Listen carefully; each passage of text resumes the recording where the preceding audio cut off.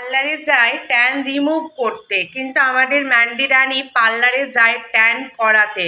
Yes বন্ধুরা, তোমরা এখনো পর্যন্ত যারা জানো না তারা ম্যান্ডির ভিডিও থেকে জানো যে পার্লারে ট্যান রিমুভ করানো হয় না, ট্যান করাতে যাওয়া হয়।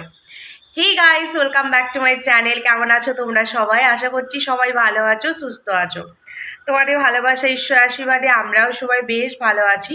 তো আমার নতুন বন্ধু এবং পুরনো বন্ধুদের সবাইকে ওয়েলকাম জানাচ্ছি।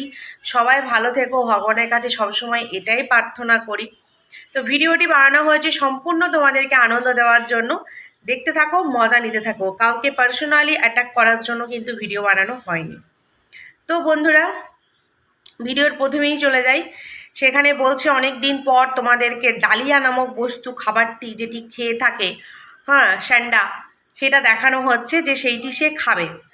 খাওয়ার পর তারপর আর কোনো কিছু নেই, একদম দুপুরবেলা দেখানো হলো রান্নাবান্না কমপ্লিট হয়ে গেছে। রান্না এডিট করতে করতে তা সে আর শ্যুট করতে পারেনি। হয় তিনজনেই পার্লারে চলে যাবে ট্যান করাতে। ঠিক আছে বন্ধুরা, তো এবার কি বলতো,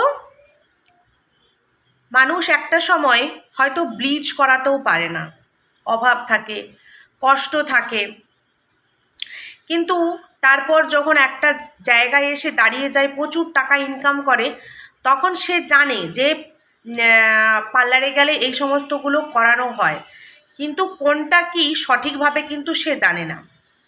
যারা জানে এই বিষয়ে, যারা বরাবর করিয়ে থাকে, তারা পার্লারে গিয়ে বলে আমি স্পা করাতে এসেছি, বা আমার চুলের এই কাটিংটা লাগবে, নাম বলে দেয়। আর যাদের এই সম্বন্ধে নলেজ থাকে না, তারা গিয়ে কি বলে জানো তো পার্লারে, আমার ফেসে যেটা ভালো লাগবে তুমি সেটাই করিয়ে দাও, আমার ফেসের সাথে যে লুকটা ভালো লাগবে চুলের সেই কাটিংটাই করিয়ে দাও।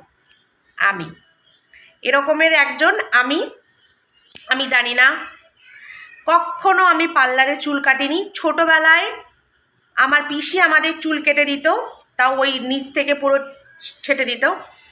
আর একদম ছোট, যখন ওই মানে কি ধরো ক্লাস 3-4-এ পড়তাম, তখন বাবার সাথে আসতাম সেলুনে।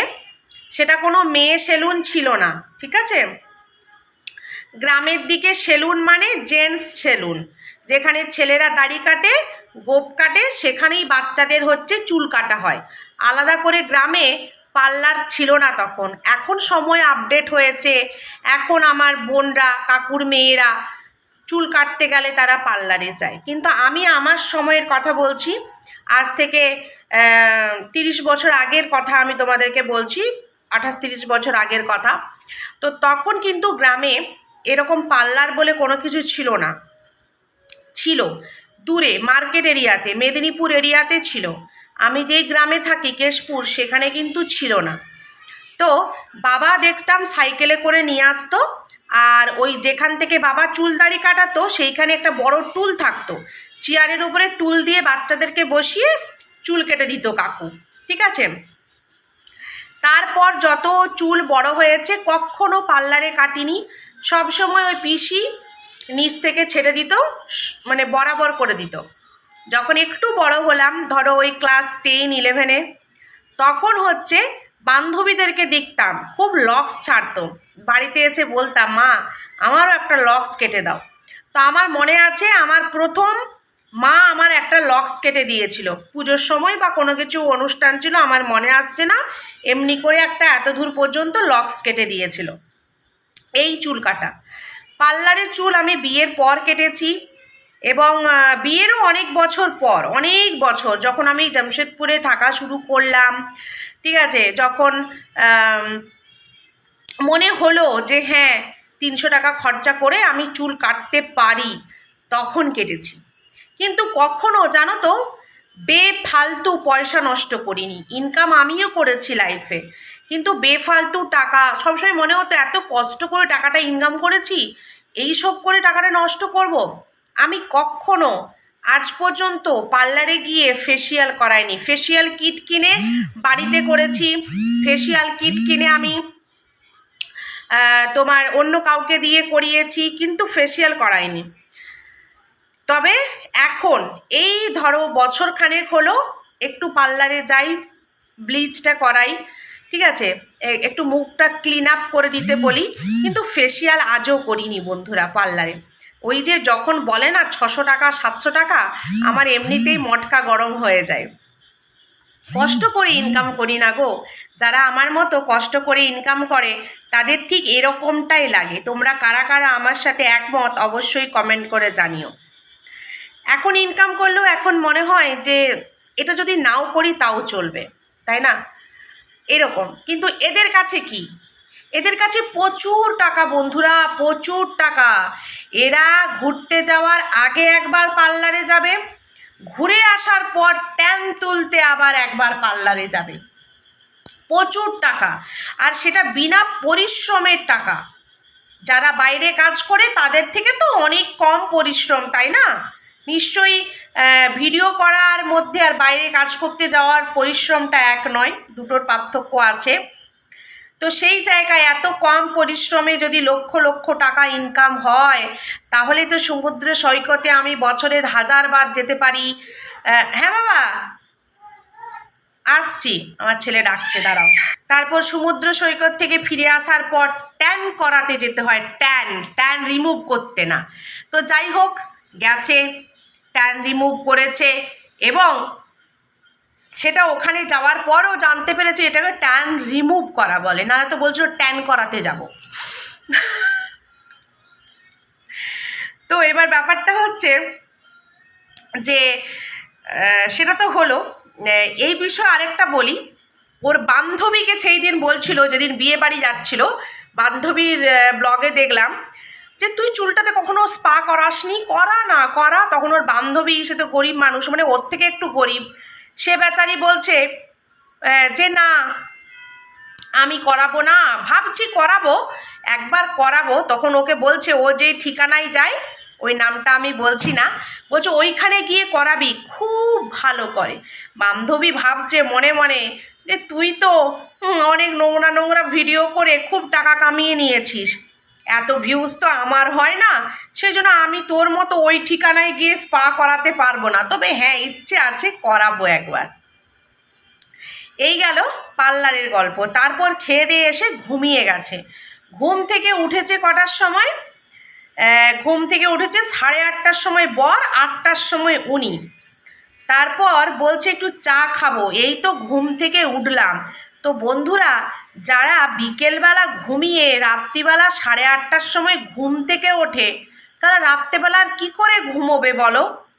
কি করে ঘুমোবে? শরীরের তো সেরকম একটা যে পরিশ্রম হচ্ছে, শরীর একটা শিডিউলের মধ্যে চলছে, কাজকর্ম টাইমে হচ্ছে, তা তো নয়। যখন খুশি যেটা, যখন খুশি শুয়ে যাব, যখন খুশি উঠে যাব, যখন খুশি ঘুরতে চলে যাব, এরকম একটা ব্যাপার। তো বলছে ঘুম থেকে উঠে চা খেয়ে চলে যাব আবার ললিতা বান্ধবীর বাড়ি। তখন বাজে বন্ধুরা 8:30। 8:30 9টার সময় চা খেয়ে বেরিয়ে যাচ্ছে ললিতা বান্ধবীর বাড়ি। বাড়ি ফিরবে কটার সময়? 10:30টার সময়। মানে এদের লাইফ সেই মানে কি বলবো, মানে এগুলো কোনো লাইফ না, এগুলো একটা উচ্ছৃঙ্খল জীবনযাত্রা। না এ ব্রাহ্মণ বাড়ির বউ, একে যে ট্যাগ দেওয়া হয়েছে ব্রাহ্মণ বাড়ির নচ্ছার বউ, একদম ঠিক। সন্ধেবেলায় একটা ঘরের গৃহবধূ সন্ধে প্রদীপ দেখাবে। আমি আমার বাড়ি ফিরতে ফিরতে সোনাইকে নিয়ে যখন আমি বাড়ি আসি আমার 7টা বেজে যায়, তবুও আমি চেঞ্জ করে স্নান করে প্রদীপ দেখাবো। কিছু যদি একটা কাজ না করি না বন্ধুরা, মনে হয় এ মা এটা আমি করছি না, যদি ভগবান আমাকে কিছু করে দেয়, মানে আমাকে কিছু দোষ দেয়, মানে এরকম একটা মনের মধ্যে না একটা কীরকম একটা ভয় ভয় লাগে, এটা করলাম না ঠাকুর যদি রেগে যায়, মানে এরকম টাইপের একটা অভ্যাস। এটা একটা অভ্যাস। আর 14 বছর সংসার করছি, 14 বছরের অভ্যাস। বৃহস্পতিবার সুন্দর করে সাজিয়ে গুছিয়ে আলপনা দিয়ে পুজো দেবো, সন্ধেবেলা সন্ধ্যা প্রদীপ দেখাবো, ধুনো দেবো, এগুলো একটা অভ্যাস। এগুলো না করলে না মনটা ভীষণ আনচান করে। কিন্তু এদের দেখো লাইফস্টাইল, যখন খুশি ঘুমাবো, যখন খুশি ঘুম থেকে উঠবো।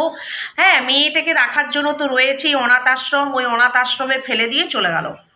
এসে ভাত বসিয়েছে, ভাতটা খাবে আর খেয়ে আবার ঘুমিয়ে যাবে। বলি বন্ধুরা, যারা 9টার সময় ঘুম থেকে ওঠে তারা কি করে এত তাড়াতাড়ি আবার ঘুমাবে বলো? তাহলে ফোন দেখবে, জেগে থাকবে, ভিডিও এডিট করবে, ঘুমাতে যাবে সেই রাত্রি 1টা-1:30টায়। তাহলে সকালবেলা ঘুম থেকে তো আবার 10টার সময় উঠবেই বন্ধুরা। বলছে না, মেয়েকে একটা ভালো ডাক্তারখানায় নিয়ে যাব, নিয়ে যেয়ে দেখাবো, চাট নিয়ে আসবো। হ্যাঁ, তো বলি ও ম্যান্ডি, তোমার চাটে প্রচুর ডিম হবে। আগে নিজেকে শুধরাও। বাচ্চাকে চোখ দেখালে, ভয় দেখালে বাচ্চা খাবে না, বাচ্চা বললে শুনবে না। বাচ্চা যেটা দেখবে বাচ্চা সেটাই শুনবে বা সেটাই করবে, সেটাই শিখবে। ওকে তুমি বলবে এটা খাবি না, ওটা খাবি না, চলবে না। আর নিজেরা পাশে বসে চিবাবে মটন বিরিয়ানি, তাহলে কি আর বাচ্চা শুনবে? বাচ্চার পিছনে বাচ্চা হতে হবে।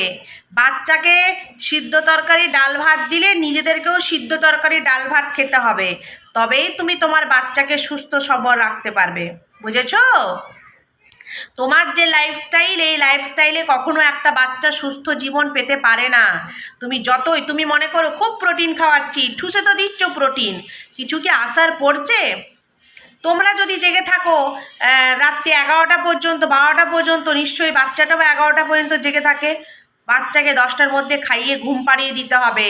সকালবেলা বাচ্চা তাড়াতাড়ি ঘুম থেকে উঠবে, বাচ্চার হাত ধরে ছাদে ঘুরো, ব্রাশ করাও, জল খাবার খাওয়াও টাইমে, পড়তে বসাও, 2টো রুটি করো না, শুধু ওই সিটি মেরে ডালিয়া আর একটু না হলে ম্যাগি দিয়ে দেবে, নাও খেয়ে নাও। তো ওই রকমই বাচ্চার শরীর ওই রকমই থাকবে ম্যান্ডি।